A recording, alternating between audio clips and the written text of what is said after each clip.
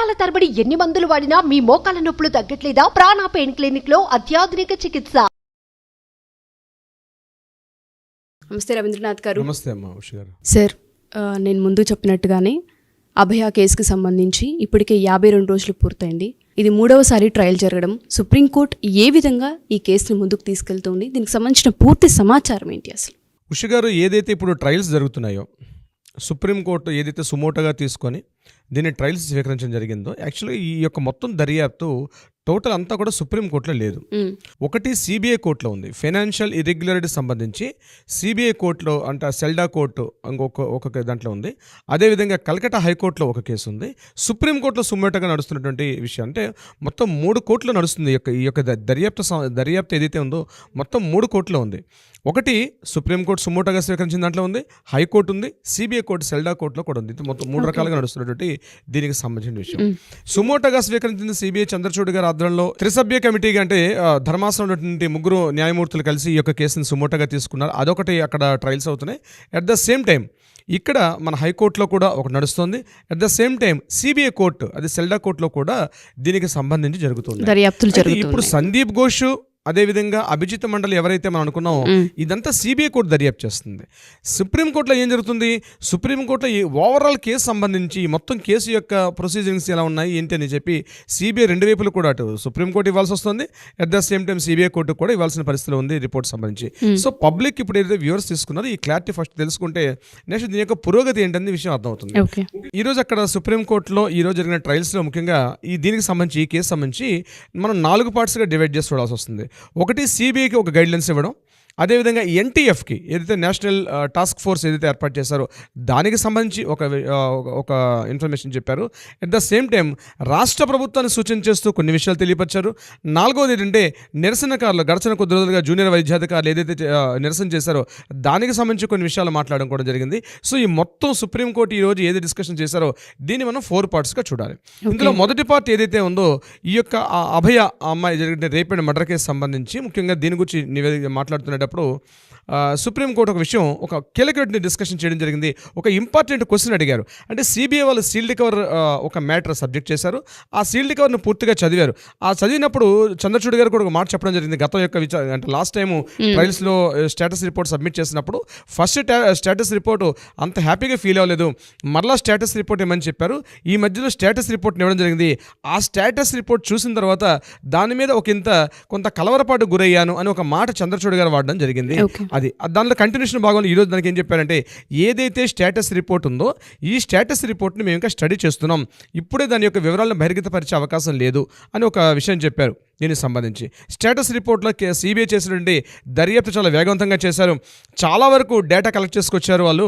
So CBI చేసినటువంటి దర్యాప్తు చాలా ఇన్ఫర్మేటివ్గా ఉంది అని ఒక చెప్పకనే ఒక విషయాన్ని చెప్పడం కూడా జరిగింది. అయితే ఇట్ ద సేమ్ టైం ఆ సీల్డ్ కవర్లో ఉన్న ఇన్ఫర్మేషన్ మీద ఒక డిస్కషన్ కూడా జరిగింది. అది ప్రభుత్వానికి అంటే సిబిఐ వాళ్ళకి at the same time Chandrachud గారి మధ్య ఒక 2 నిమిషాల పాటు డిస్కషన్ జరిగింది. ఏమిటా డిస్కషన్ అంటే ఆయన ఒక క్వశ్చన్ రైజ్ చేశారు. ఇప్పుడు మీరు దర్యాప్తులో ఒక వర్డ్ రాశారు, చనిపోయినటువంటి మృతురాలు ఎవరైతే ఉన్నారో ఆ అమ్మాయి స్పెట్స్ ధరించడం వల్ల చాలా గాయాలయ్యాయి అని రాశారు. అయితే చంద్రచూడ్ గారు ఒక అబ్జెక్షన్ తీసుకొచ్చారు. అంటే చనిపోయిన వ్యక్తి అంటే నిద్రలో ఉన్నటువంటి వ్యక్తి అని చెప్తున్నారు కదా, మరి స్పెట్స్ పెట్టుకున్నట్లు నిద్రపోతారు, జనరల్గా స్పెట్స్ పెట్టుకుని నిద్రపోరు కదా అని క్వశ్చన్ రైజ్ చేశారు ఆయన.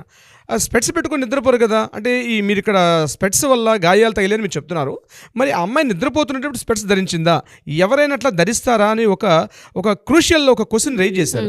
దీని మీద సిబిఐ అడ్వకేట్ గారు ఏం చెప్తున్నారంటే ఆమె బహుశా స్పెట్స్ ధరించి బహుశా నిద్రలోకి వెళ్ళి ఉండొచ్చేమో, బట్ ఆమె చనిపోయే సమయానికి అయితే స్పెట్స్ ఆమె మీద ఉన్నాయి, ఆ స్పెట్స్ ఆమె కళ్ళలో గుచ్చుకున్నాయని మాట చెప్పడం జరిగింది.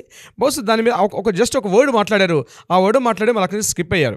అంటే చూడండి ఈ విషయం అంటే మనకు అర్థమవుతుంది ఏంటంటే ఎంత క్లీన్ అబ్జర్వేషన్ చేస్తున్నారు చంద్రచూడ్ గారు, ఎంత నీట్ అండ్ క్లీన్ అబ్జర్వేషన్ చేస్తున్నది. ఇది సిబిఐలో అడ్వకేట్ గారికి చంద్రచూడ్ గారికి జరిగిన డైరెక్ట్ డిస్కషన్ మనం లైవ్లో చూసాం. ఆ డిస్కషన్ అలా ఎలా జరిగింది అని క్వశ్చన్ చేశారు.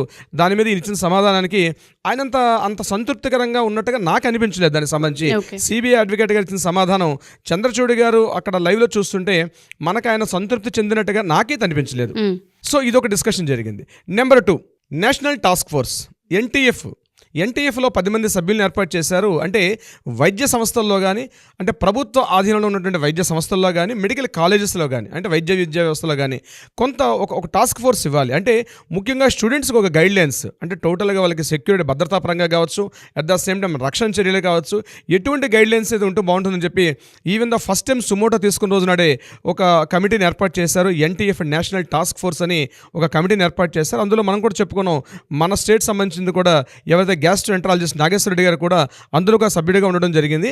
అదేవిధంగా శ్రీనివాస్ గారు అని చెప్పి ఢిల్లీ ఎయిమ్స్లో ఉన్నటువంటి అతని డాక్టర్ గారు కూడా అందులో ఒక సభ్యుడిగా ఉండడం కూడా జరిగింది. అయితే ఇక్కడ ఆ ఎన్టీఎఫ్లో ఉన్నటువంటి ఆ సభ్యుల బృందంలో వెస్ట్ బెంగాల్ నుంచి ఆమె మాట్లాడుతూ ఒక జైసింగ్ గారు అని ఒక లేడీ ఆవిడ మాట్లాడుతూ ఏమన్నారంటే, ఆ ఎవరైతే ఎన్టీఎఫ్ బృందంలో ఉన్నారో ఆ బృందంలో కూడా మా వెస్ట్ బెంగాల్కి రిప్రజెంటేషన్ చేస్తూ ఒక వ్యక్తిని మీరు అపాయింట్ చేస్తే బాగుంటుంది అని ఆ అడ్వకేట్ గారు సూచించడం జరిగింది. ఇమీడియట్గా సీజే గారు, అదే మన చంద్రచూడ్ గారు ఏం చెప్పారంటే, అట్లా చేయడానికి కుదరదు, వీలైతే మీకు ఏదైనా ఇన్ఫర్మేషన్స్ ఉంటే ఒక ఈమెయిల్ తీసుకోండి, మీకు ఎటువంటి గైడ్లైన్స్ ఇవ్వాలనుకుంటే, మీరు ఏమైనా కొత్తగా సూచన చేయాలనుకుంటే మీరు ఒక ఈమెయిల్ కానీ లేదా ఒక డీటెయిల్స్ అడ్రస్ తీసుకొని కంప్లీట్ ఒక మెయిల్ పంపించండి, అంతేగాని ఆ సభ్యుల బృందంలో కొత్తగా ఒక వ్యక్తిని చేర్చే అవకాశం లేదని చెప్పి పూర్తిగా త్రోసిపుచ్చారు ఆ వెస్ట్ బెంగాల్ రిప్రజెంటేషన్ గురించి ఈ యొక్క ఎన్టీఎఫ్లో ఉన్నటువంటి ఇన్ఫర్మేషన్ సంబంధించింది.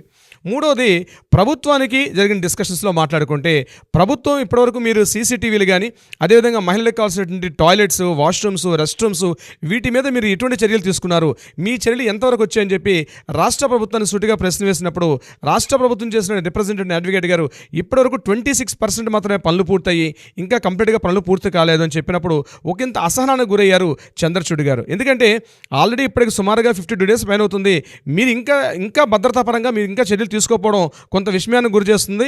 తొందరగా 26% కాదు, నెక్స్ట్ కమింగ్ October 14th టోటల్గా మనం మీ వర్క్స్ ఏవైతే ఉన్నాయో, సీసీటీవీస్ కానీ, ఏవైతే మీరు అనుకున్నటువంటి ఎజెండా ఏదైతే ఉందో, ముఖ్యంగా మహిళలకు కావాల్సిన టాయిలెట్స్ రూమ్స్ కానీ, రెస్ట్ రూమ్స్ కానీ, వాష్రూమ్స్ కానీ, అదేవిధంగా సీసీటీవీ ఎక్కడ పడితే ఎక్కడ ఇన్స్టాల్ చేయాలనుకుంటారో, total not only RG Kar medical college ఒకటే కాదు, ఎక్కడెక్కడైతే రాష్ట్ర వ్యాప్తంగా ఉన్నటువంటి ఈ గవర్నమెంట్ మెడికల్ కాలేజెస్ ఎక్కడ ఉన్నాయో టోటల్గా అన్నింటిలో కూడా ఈ యొక్క ఫెసిలిటీస్ అన్నింటిని కూడా October 14th కంప్లీట్ చేయమని చెప్పి రాష్ట్ర ప్రభుత్వానికి కొంత మౌఖిక ఆదేశాలు కూడా జారీ చేయడం జరిగింది స్టేట్ గవర్నమెంట్ సంబంధించిన డిస్కషన్స్లో.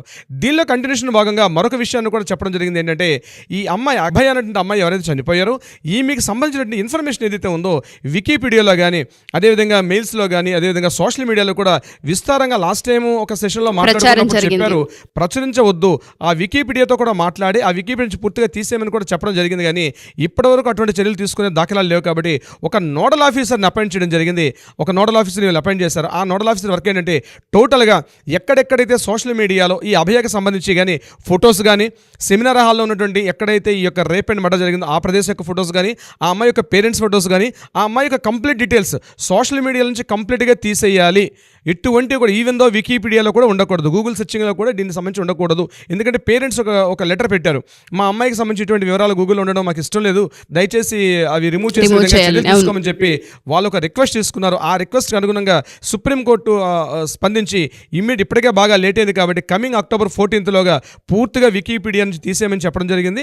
అట్ ద సేమ్ టైం ఎవరైనా సోషల్ మీడియాలో కానీ, మిగిలినటువంటి ఈ యొక్క ప్రసార మాధ్యమాల్లో కానీ ఈమెకి సంబంధించిన ఫొటోస్ కానీ, ఇన్ఫర్మేషన్ డీటెయిల్స్ కానీ వాడినట్లయితే కొంత చర్యలు తీసుకోమని కూడా చూచేగా చెప్పడం జరిగింది. రాష్ట్ర ప్రభుత్వానికి సూచన చేస్తూ వచ్చారు.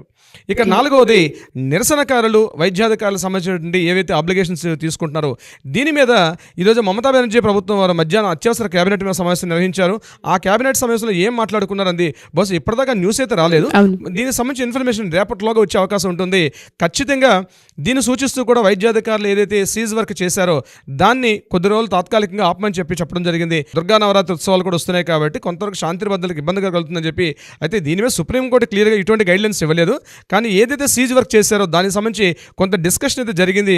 వాళ్ళకి గైడ్లైన్స్ ఏంటి అంటే బహుశా మనకి రేపు ఇప్పుడు ఫైనల్ ఇచ్చిన రిపోర్ట్ ప్రకారం మనకి రేపు తెలిసే అవకాశం ఉంటుంది సుప్రీంకోర్టు యొక్క ఇన్ఫర్మేషన్. సో టోటల్గా ఇన్ఫర్మేషన్ ఈ రోజు మాట్లాడిన మొత్తం ఇన్ఫర్మేషన్ చూస్తే మరలా నెక్స్ట్ కమింగ్ October 15th నాడు దీనికి సంబంధించి మరలా ట్రయల్స్ చేస్తామని అప్పట్లోగా తెలిసే అవకాశం ఉంటుందని చెప్తూ ఈ రోజుకి బెంచ్ అయితే ఈ రోజుకి క్లోజ్ చేశారు. ఉష గారు, thank you sir, thank you so much. Thank you so much Usha గారు.